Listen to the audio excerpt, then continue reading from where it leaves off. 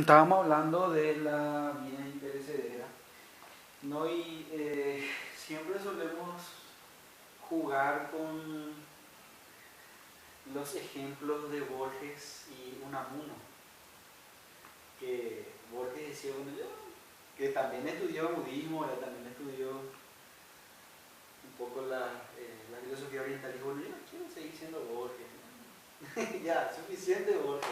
Y Unamuno que se inclinó más al cristianismo, que dice, sí, yo quiero seguir siendo Unamuno. Entonces, ahí entra justamente también lo que tocamos también, la dicotomía del Atman Anatta, ¿verdad? De que está esa especie de separación del ego de la realidad. Entonces, un ego dice, yo quiero seguir siendo mi ego. Y el otro ego dice, yo no quiero seguir siendo mi ego. Pero el que habla, el yo que habla, como vos decís, no está profundamente cuestionado con el quién soy yo. De Ramana mismo también, ¿verdad? Y entonces se queda en esa especie de dicotomía o especie de bifurcación o A o B, las dos alternativas. Pero como claramente dijimos, bueno, la filosofía perenne, ¿verdad?, habla de la total inmortalidad. Y entonces también en algún momento dado vos dijiste, bueno, desde la mente se puede decir que la vida es ciertamente imperecedera. Pero o sea, ¿qué significa eso que desde la mente se ve que es imperecedera? O sea, ¿es imperecedera o por qué la mente está de intermediaria ahí o cómo es? En realidad, la mente dominada por el ser, se puede decir, purificado de la ignorancia, como lo pondrían en el budismo, ¿verdad?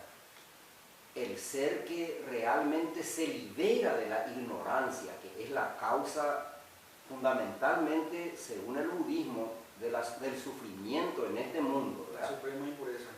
Y que precisamente en base a eso se habla del abandono del deseo y una serie de cosas, de lo cual también desde luego en el cristianismo se habla permanentemente, y en el hinduismo ni quiere decir, como habíamos tocado. Ese abandono de los deseos en realidad implica someterse a lo que en el cristianismo se llamaría la voluntad de Dios.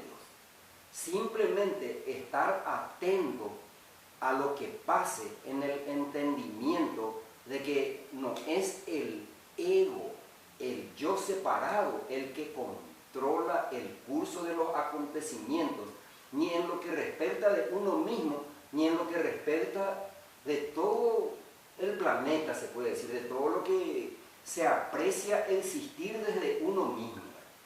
Entonces, en ese sentido, cuando Borges dice una cosa y Unamuno dice otra cosa, están expresando o manifestando el sentimiento que cada uno tiene desde la perspectiva de su propio desarrollo individual. En realidad, cuando vos mencionás el anatta o el anatman, como yo suelo leer en el budismo, y el atman en el hinduismo, es que en el budismo se postula definitivamente de que el ser individual no perdura, o al menos no existe una certeza de que perdura, porque cuando al Buda se le pregunta si perdura o no perdura, él simplemente se limita a decir que el Buda no tiene opinión al respecto.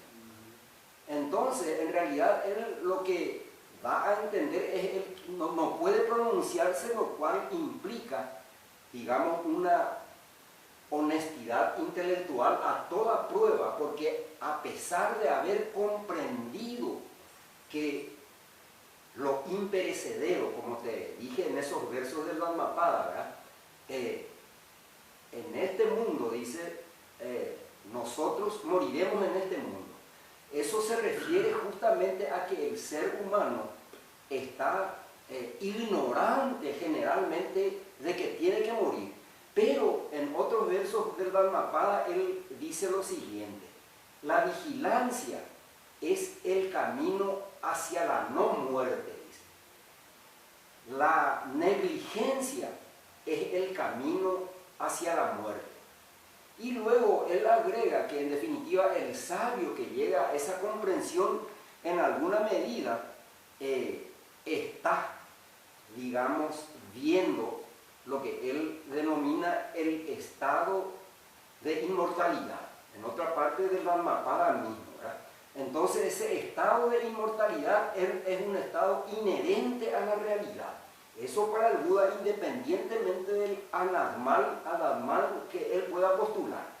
Y en el hinduismo, Sankara en todo tiempo habla también de la, digamos, de la persistencia del ser en sí, ¿verdad? Toda la enseñanza apunta a indicar claramente que el ser en sí, que la realidad en sí, que es incausada, se la puede llamar, ¿verdad? A la que la mente individual se tiene que entender unida o fusionada para poder comprender que la vida ciertamente es imperecedera. Entonces, realmente se entiende y se discierne, como decíamos, como dice también Ramana, como hemos dicho antes, de que efectivamente la imperecibilidad de la vida es algo de esas doctrinas, incluso del Tao, como mencionaste vos, ¿verdad? Entonces, en realidad, íntimamente el ser humano siente, experimenta eso, y por eso es que se aferra a la vida finalmente, aunque al aspecto meramente mundano de la vida. Entonces, en verdad, el tema consiste, Jesús mismo dice, el que quiera salvar su vida la perderá. Exacto, Y el que quiera perderla, la salvará. para la vida eterna. Se habla además, niégate a ti mismo. Todos coinciden en que ese ego debe ser disuelto, se puede decir, en la unión o comunión con lo supremo, que es Dios, ¿verdad? Se le llama Dios en todas prácticamente las doctrinas en este momento, independientemente de que no se le llame Dios también, se le puede llamar vida.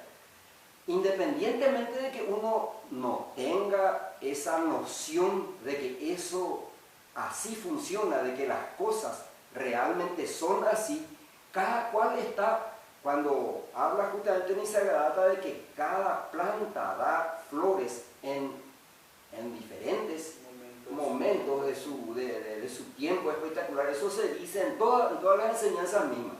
Entonces significa que cada ser vivo, realmente, y cada ser humano en particular, debe ir transformándose a sí mismo en base a esa práctica del abandono de los deseos, que en realidad es una manera de comprender que no podemos nosotros por esos impulsos, diríamos, primarios, estar avanzando hacia la vida imperecedera. Simplemente uno tiene que transformarse a sí mismo. En todas esas doctrinas se enseña eso, a tal punto que la enseñanza que finalmente se discierne es de que todos sufrimos los unos por los otros y todos morimos los unos por los otros.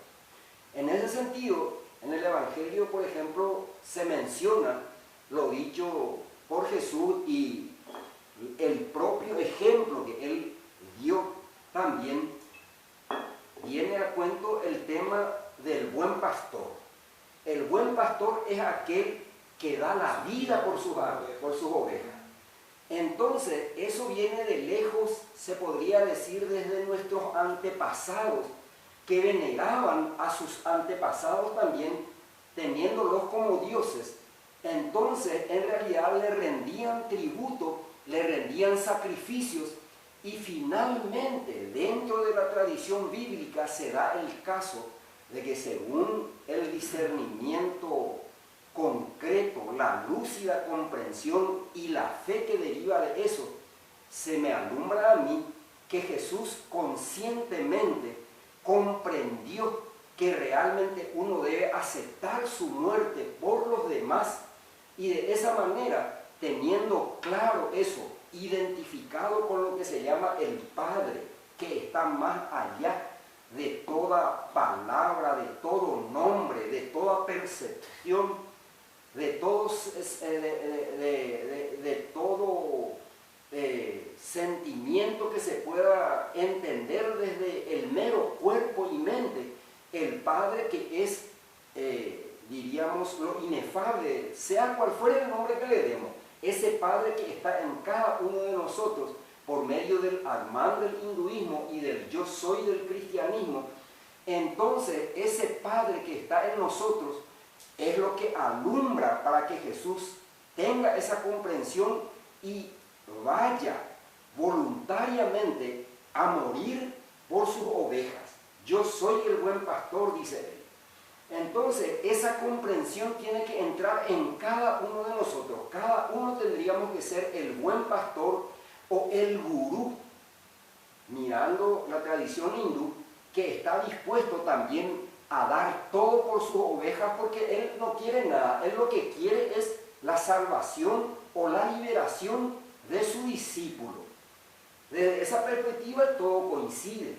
Entonces eso es lo que tiene que mirar. Y bueno, finalmente, si perdura o no perdura el alma individual, por llamarle de alguna manera, esa es otra cuestión ya que depende fundamentalmente de cada cual o de cada uno que vaya siguiendo las enseñanzas, pero que finalmente eso no es que uno tenga que estar entendiendo como una imposición, porque uno mismo es el que debe darse cuenta.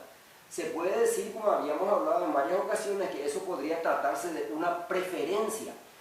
Pero mi entendimiento me dice de que si realmente un hombre puede en su vida, de la cronología por la que discurre, puede darse cuenta de su unión y comunión con lo supremo, ¿por qué eso no puede darse en todo tiempo? Nisargadatta mismo dice que desde la conciencia siempre aquello está disponible, ¿verdad? No es que él... O sea, él entiende que somos, desde la enseñanza del hinduismo, de que después de todo, eso está siempre dentro del poder ilimitado de aquel único ser que a todo abarca, por decir. Cuando hablamos del tema desde la mente, como dijiste vos, de la imperecibilidad de la muerte, de la vida o de la realidad, en realidad la mente descubre eso y eso se asienta dentro de la estructura corporal y mental y uno ahí comprende que todo está guiado por esa única conciencia, se puede decir, que en el hinduismo se da en llamar ser, conciencia y bienaventuranza. Satchidananda. Entonces, desde esa perspectiva, lo importante es tener como meta aquella salvación o aquella redención o aquella liberación, por decir. Porque realmente es como en todas las doctrinas se enseña, esa es la buena noticia, esa es la buena nueva, como le llaman. El mismo Buda decía que la buena noticia, y en el hinduismo Nisargadatta se refiere a eso en forma expresa en el yo soy eso, de que la noticia que uno tenga de la liberación en realidad sirve para que uno vaya apuntando a ese objetivo de manera muy concreta y, como dice, una chispa puede encender un montón, digamos, de algodón o algo por el estilo. En fin, puede dar lugar a un incendio. Justamente de una manera muy concreta dice, una chispa de verdad puede destruir una montaña de mentiras.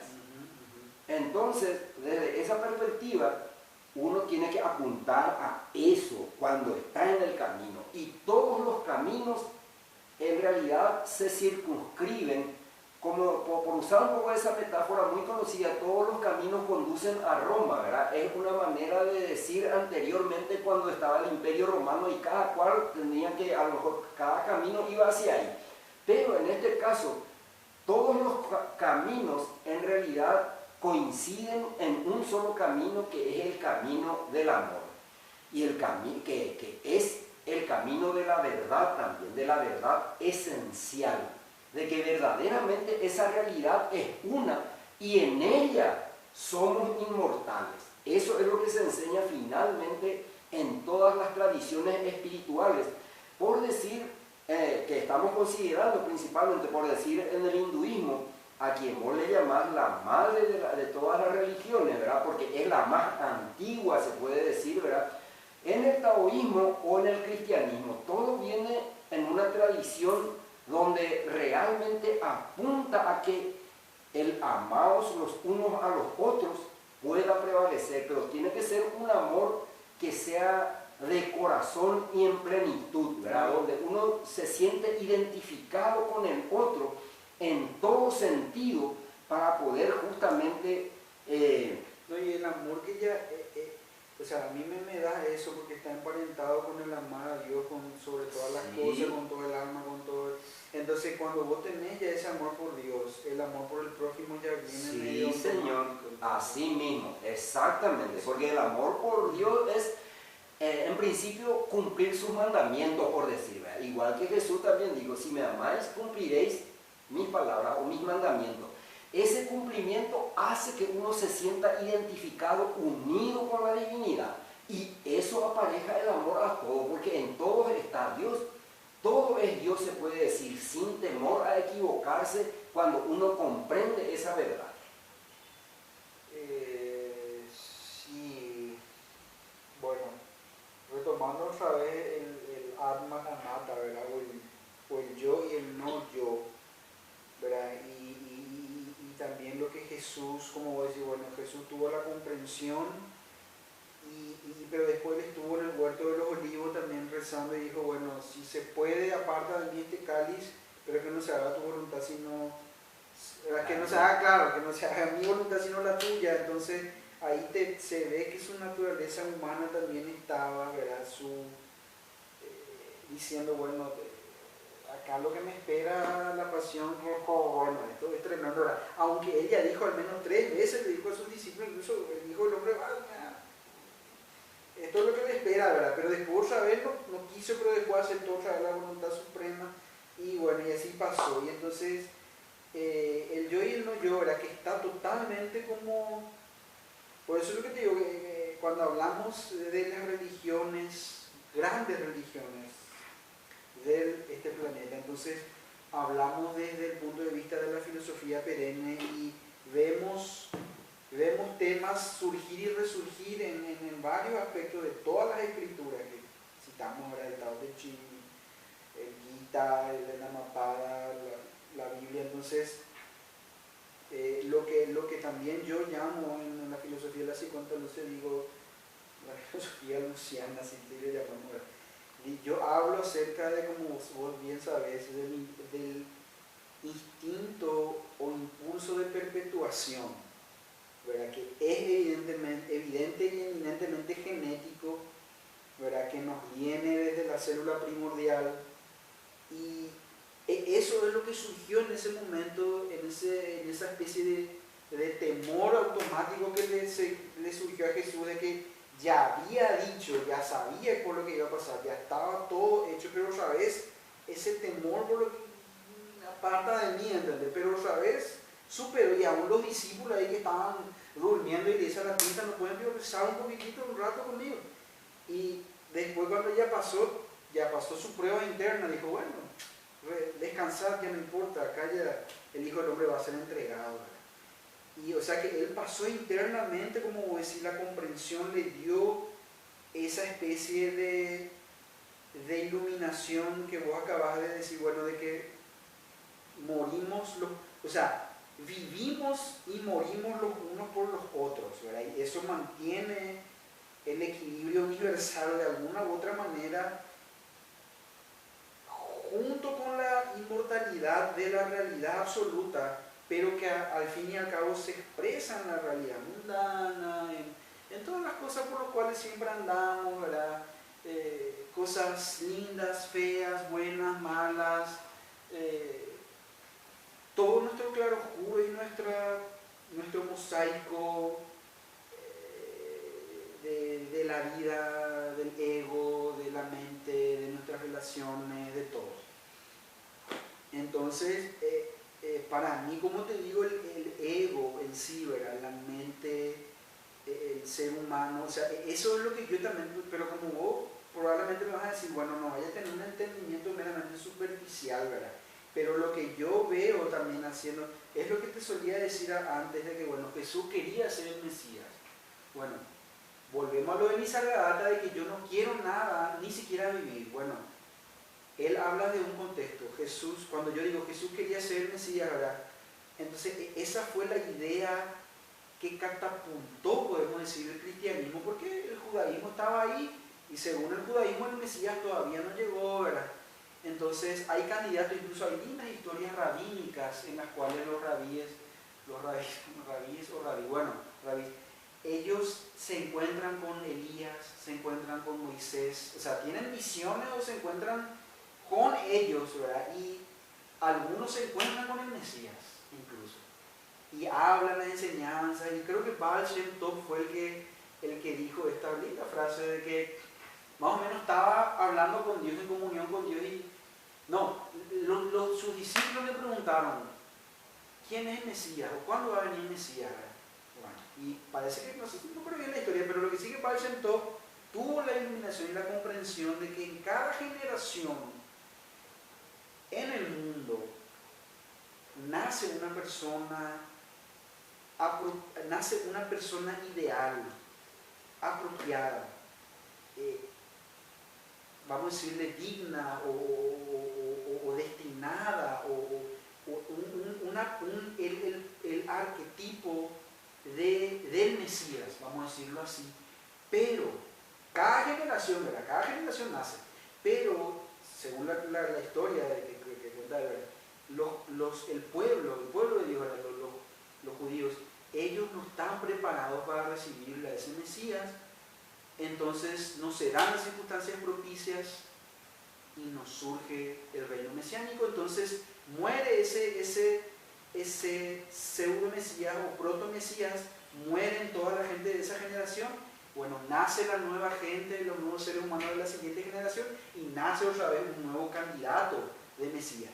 Y entonces lo que Dios le dice aparentemente a Baal Shem Tov, le dice, bueno, esta es la situación. La gente tiene que estar preparada para recibir al Salvador, pero no está. Y ese proto Mesías habla y le dice, bueno, Dios, estoy listo. Bueno, pero Dios le dice, bueno, vos estás listo, pero la gente no está lista. Y se mueren todos y siguen naciendo y muriendo hasta que llegue, ¿verdad? Y bueno, conté más esa historia en el contexto de que los judíos, una gran y hermosa tradición, y de hecho que, bueno, vamos a hablar de los judíos en algún momento dado, pero Jesús vino y Él fue el Mesías, evidentemente, según el cristianismo, y surgió, se esparció, como dijimos, Pablo llegó hacia los gentiles, Pedro quería dejarnos más ahí, y más o menos parece que más o menos después de que Tito, ¿cuándo fue que tomó Tito Jerusalén? En el año 70 cayó, ¿verdad? Bueno, después hubo una rebelión en Alejandría, y ahí según los gentiles, ¿verdad? Los romanos y los griegos, ahí se separó la secta de los cristianos y de los judíos. Parece que no sé si en Antioquía se le empezó a llamarla por primera vez a los cristianos, algo así, ¿verdad? Bueno, se fueron separando ellos y diferenciando, y entonces se formó la gran tradición del cristianismo, de la cual prácticamente dio forma, ¿verdad?, a nuestra especie de cultura o civilización occidental, indudablemente con sus luces y sombras, ¿verdad?, que conocemos bien.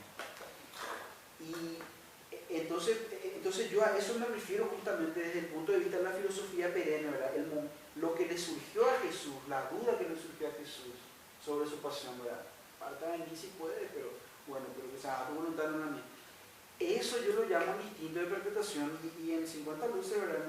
En el manual yo se está escribiendo todavía. Yo digo, bueno, de que como vos hablaste de los ancestros, ¿verdad? Recientemente, bueno, dentro del instinto de perpetuación, que es el mismo también, o sea, parecido al instinto mismo religioso, que son genéticos, ¿verdad? Está estructurada, estratificada e inserta la idea de que vamos a perdurar. Algo en nosotros va a perdurar, nosotros vamos a perdurar. Y de hecho que es así, ¿verdad? Los padres dejan a los hijos, a los nietos, a los bisnietos, tataranietos, queda nuestro mismo código genético, va perdurando. Y si somos artistas, un poeta, un escritor, un pintor, un arquitecto, ellos dejan también sus obras, sus trabajos. Si entra en la cultura clásica, eso perdura también. O sea que por eso te digo que el instinto de perpetuación está, yo diría, omnipresente en no solo en nuestras carnes, como vos dirías, sino en nuestra cultura misma. Y la gente quiere perdurar, ¿verdad? Y queremos, como vos decís, aún en esa especie de ceguera inmadura de que quiero constantemente placer y evitar en lo posible el dolor, ¿verdad? Está este experimento científico de la rata proverbial que se conectaron los electrodos al centro de placer de su cerebro, y ella tenía ahí un botoncito, una manivelita, lo que sea, y la rata solamente tenía que apretar para recibir placer. Y bueno, y tal cual como era de esperarse, la rata apretó tanto placer, hasta que